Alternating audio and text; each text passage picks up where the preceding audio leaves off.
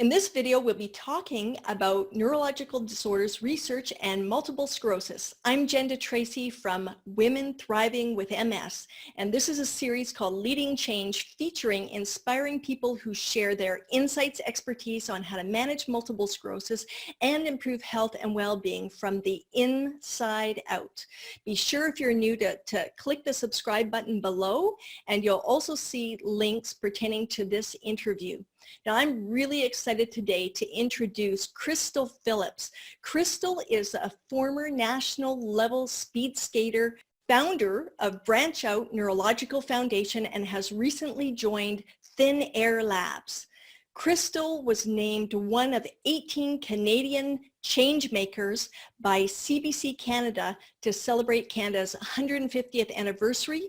She also made Top 30 Under 30 by Explore magazine and Top 40 Under 40 with Avenue magazine. When she's not moving mountains in healthcare, she's climbing them in the Canadian Rockies with her dog named Bear, and you might actually see Bear during this interview today. Please welcome Crystal. Hi, Crystal. It's great to have you here today. Great to be here. Hi, Jen. Hi. What I wanted to start with is something that I didn't share with people in your biography about yourself, and that is in your late teens, or I think you were 17 or 18. If you can share what happened, because this is broadcast out to people living with MS. Yeah, absolutely. So it was, in my teens, when I was a competitive speed skater. I was climbing the ranks nationally for the sport, traveling around the world representing Canada. I was kind of nominated as a hopeful for the next 2010 Olympics here in Canada. And in a matter of 3 days, I went from one of the top skaters in Canada to not walking. I lost feeling from my chest to my toes, lost bladder control and double vision all in 3 days, and was diagnosed with multiple sclerosis. And I didn't really know what MS was, or anyone who's really had it before. So I didn't even know how to react. But then they told me the most terrifying news I've ever heard, which was, you'll probably never speed skate again. Yeah, that's so shocking. And as a person who's diagnosed with MS, I can relate to that shock and not knowing anything about multiple sclerosis. So some resonance there with you. So when that happened, how did you initially face that? Well, thankfully, I was still a teenager at the time, and I say thankfully because up until that point, I hadn't dealt with a whole lot of adversity. So when they told me that speed skating was not a part of my reality anymore, I genuinely didn't believe them, because speed skating was all I knew, and it was always going to be a part of my reality. So I think that naivete and kind of just being that young, invincible mindseted teenager was really advantageous, because I refused to believe them when they said I would never speed skate again. And for me, it wasn't if, it was just when and how. And so share a little bit more about not just the if, but the when and the how.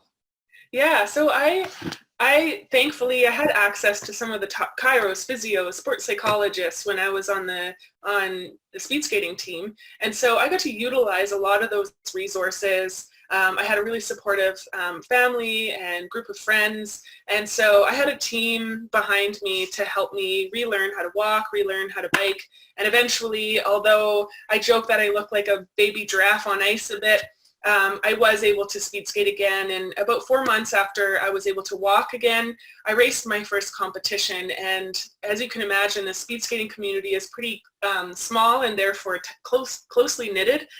And so to see me back, being one of their top skaters and at such a young age, and to see me back skating was really exciting for the community. And I remember them cheering so loud at that time. And I also remember I cried myself to sleep that night, because my times were now so bad compared to before I was sick. And I was this competitive speed skater who saw a long road ahead. And then I went to bed, woke up the next morning, and it's as if a line was drawn down my body, and the entire left side of my body stopped working. So I looked like I had Bell's palsy. I couldn't taste food on the left side of my mouth.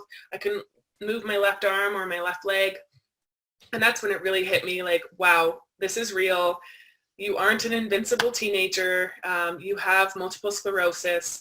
And I still was determined that that wasn't going to stop me from skating. So I I started taking the daily drug injection. Copaxone is recommended by my let's just pause there for a sec. I just want to capture a couple of things. Number one, so you had a community and you had resources. And so that was, what I'm hearing is that was very helpful to have those things in place to get you back into learning to walk and functioning at that before you had this relapse that you're talking about now, and to go skating. But then just when you think it's a humble experience, but you're getting back on track slowly but surely, then the wake-up call happens. Yeah, exactly. And I mean, I realized I was in a privileged situation to have that family and support group and access to some great resources. And I still had access to all of that, but I knew I had to start looking at all of the other options too. So I started taking my daily drug injection, Copaxone, and I was on that for 5 years. But then I also started to ask Dr. Google some questions, and I found so many different products and therapies that people claimed. And honestly, I think anyone who has MS or has a serious illness can relate, but you're kind of desperate at that point and you're willing to try just about everything. And so I was a guinea pig for all things, both conventional and unconventional healing. And, I would take, supplements and herbal concoctions. I saw some, it says unicorn hair on it, and I'm like, sure, why not? So I slowly but surely got more educated, did a lot of trial and error, talked to a lot of practitioners and experts in and outside of the medical systems, and was able to develop a health protocol that's pretty holistic, along with my drugs, Copaxone. And I was able to get back to a competitive level in skating. 4 years after my diagnosis, I got to a point where I qualified for the trials for the 2010 Olympics in 2009. And I went to the pre-Olympic season of training, and overnight I lost vision in my left eye. Fairly common symptom of MS. I get more tests done. It's showing that I have new active lesions all over my brain and all over my spinal cord, and my doctors thought, wow, this is looking really progressive. You might be developing progressive MS, and basically prepare for the reality that you could be in a wheelchair in the next couple of years. How did that land with you in that moment to hear that?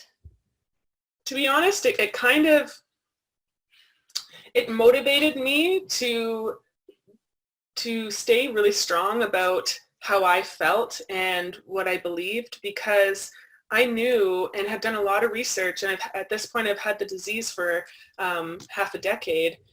I knew that I'm one anecdotal case of an unpredictable disease. So to even allude to the fact that I would be in a wheelchair in 2 years, I know that that's statistically, maybe that's relevant, but you can't say that. Like, it's not predictable. So I refuse to believe it, but at the same time, it's super scary, and I'm sure there's a lot of people who can relate. And so, yeah, I just like to say something about that, if I may.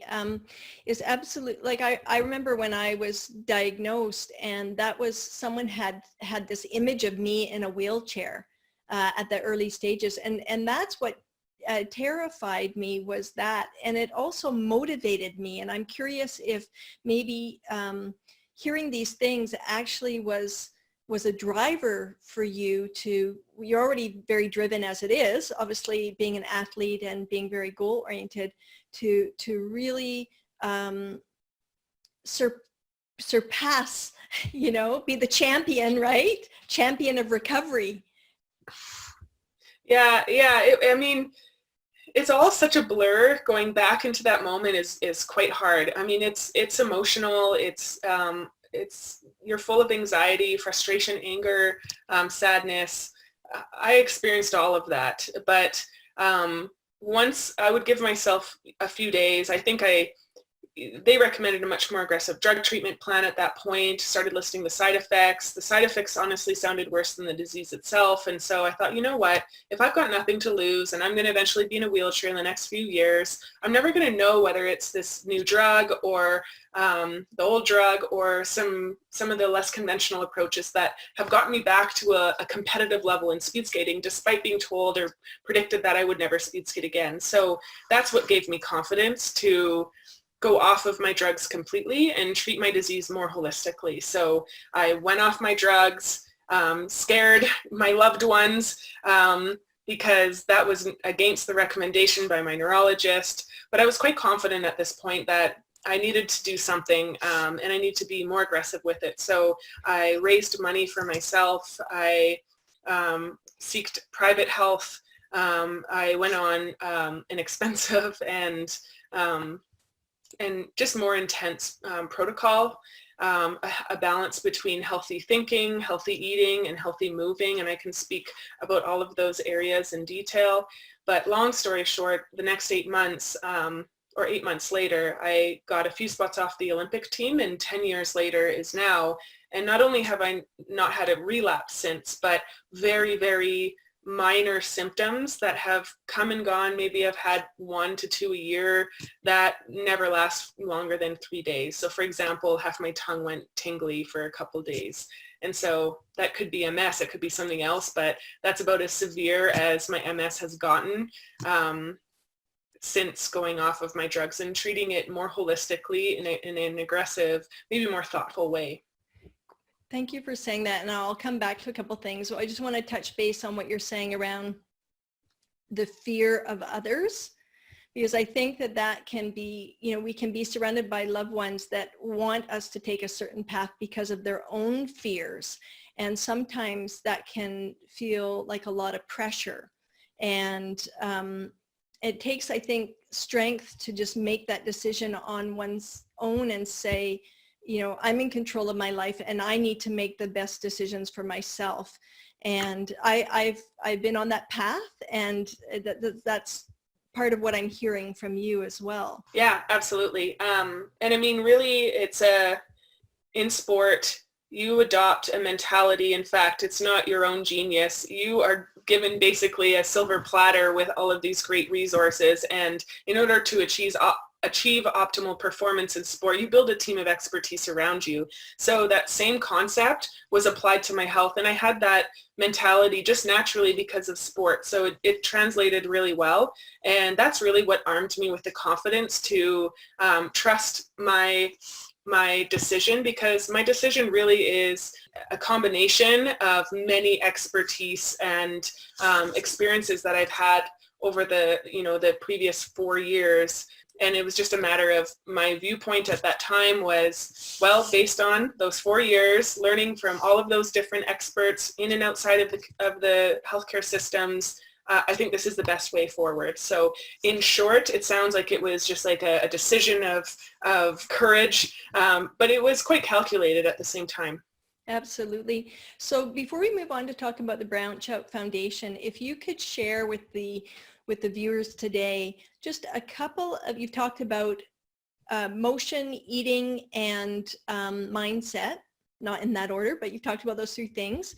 And one thing you and I talked about was, in order to create energy, you have to make energy. So I'd like to talk about the motion first. Yeah, so I think, of course, like everything, like there's no one magic bullet, but a combination of the healthy moving, eating, and thinking is really what's helped me, and what helps me may not help everyone. And I understand, and again, that I'm one anecdotal case, but I do think that if you pay attention to those 3 categories, then you're going to improve your health in some way. So the healthy moving part was really about making sure that I was staying fit and I was exercising, but that I was also reading my body, so that if I felt a bit symptomatic, back when I was training for the Olympics, my left leg would go tingly if I overtrained. And so that was a great sign for me to really take my rest seriously in recovery. So it's about not only having the right kind of exercise, but also the right breaks and knowing what the signs are for when is too much or too little. So it's all about balance. Got it. And what would you say if you had to say one key point about mindset? I would say that mindset was the most important thing for me, because I think the physical disabilities that MS brought pales in comparison to the emotional trauma that I experienced with the fear, the fact that it's an unpredictable disease, the fact that when you go into your conventional doctor's appointment, the picture of your future is never really that positive, or it hasn't been in my case. So I've had to try to get ahead of feeling the negativity and the fear, and build in some programs for how I think and how I visualize my future, because I'm told a different story when I go to the doctor's office. And so rather than thinking about the disease part of my brain taking over the healthy part of my brain, I consciously exercise visions of my healthy part of my brain taking over the diseased part. So little tricks like that, even understanding breathing techniques and implementing that into a daily practice, that kind of stuff used to be considered, airy-fairy, or, more into for like the people who are into yoga and that kind of stuff. But the truth is technology is starting to catch up with these theories and these anecdotal success cases around the world of different mindset improvement techniques that really become undeniable, that there's a strong connection between how we think and then how we feel. Yeah, I love how you put that in terms of mindset. And I'm just thinking that it probably didn't hurt that you had been trained to be a disciplined person, because I think that's a challenge that a lot of people face with MS, is having that discipline to commit to even starting with just one thing, right? And if that one thing is going to be mindset, really having, whether it be breath work or something else, to really commit to it. And so I think you're an inspiration, and that's really great to hear. So let's just move on from this for now. We won't talk about diet, because I really want to talk about the first, early on, I recall you saying something in another interview about raising money, your first fundraising drive that happened, which I believe was it a ride for cycling for MS? Through my personal experience of navigating the healthcare systems and having this disease and the roller coaster that entails with having it, a few gaps in the healthcare system were highlighted. And so I really wanted to fill those gaps. And so I started the Branch Out Neurological Foundation to literally branch out and fund an entire new field of study that focused on putting scientific validity and funds behind some of the less conventional approaches to healing neurological disorders like MS, and then also looking at what technological innovations are out there that could help amplify and increase the efficiency and effectiveness of those non-pharmaceutical approaches for neurological disorders. So the problem with that great big dream is that my background was skating in circles for 20 years, and I didn't have any background in neuroscience. So I learned that valuable lesson of play your strengths and find expertise around you to fill in those gaps. And so my strengths were, I love to organize team rides on the bike, because that was our main cross-training sport in speed skating. And I also was known to throw the best year-end party for speed skating and all of it every year. So I was like, okay, I'm going to combine a bike tour with a really good party at the end. And so that was the Branch Out Bike Tour. And June this year will be our 10th anniversary of this event. And it's raised over $2 million just in that event alone. Fantastic. I want to ask you a question about that. One of the things that you've spoken about is around in the branch out, you don't want to focus solely on MS and neurological disorders in that way, is because you have a bigger philosophy around studying multiple neurological disorders. I'm glad you asked that because I feel really passionate about this. So when I was looking at unconventional approaches to healing myself, I became a natural nutritionist. When we looked at helping clients, we never looked at what disease they had. We would actually look at the whole system to understand where are the imbalances. And if there was an imbalance in the nervous system, that's what we were trying to rebalance. And so it was very much focused on looking at the whole neurological system, not just trying to kind of put someone in a box and treat within those boundaries. And I think that's a limiting mindset because there's so many mysteries about the brain and the nervous system that before we start putting people in these categories and these limiting boxes and ways of thinking on how to treat them, what we could learn about autism or concussion or Alzheimer's is actually going to help our understanding of the neurological system, our health, and therefore diseases like multiple sclerosis and any other thing that has to do with the nervous system. There are over 600 neurological disorders. Wow. And the stats of how many people have neurological disorders, what's the stat on that? I find this fascinating information. So I think it's 1 in 20 in Canada. Wow. So that's a lot of people. And just before we wrap up here, what's one of the success stories from the research that's happened? Oh man, it's like picking your favorite children, that question. So Branch Out has raised millions of dollars and funded over 90 research projects and programs across 8 universities in Canada.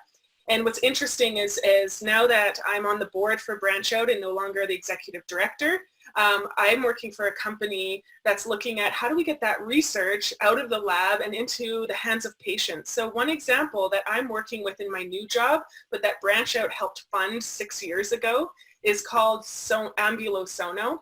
And it's a doctor out of the Hotchkiss Brain Institute in Calgary, which is associated with the University of Calgary. He discovered and has been fascinated by and studying the effects of music and movement on the brain.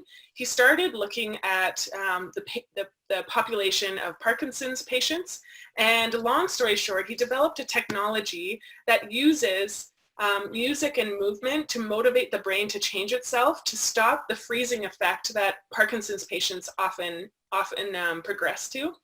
Now he's taken that technology and has found benefits on stroke recovery, MS rehabbing, and really creating new pathways in the brain by using music and movement. And he can see the new neural pathways that have been built by using his product.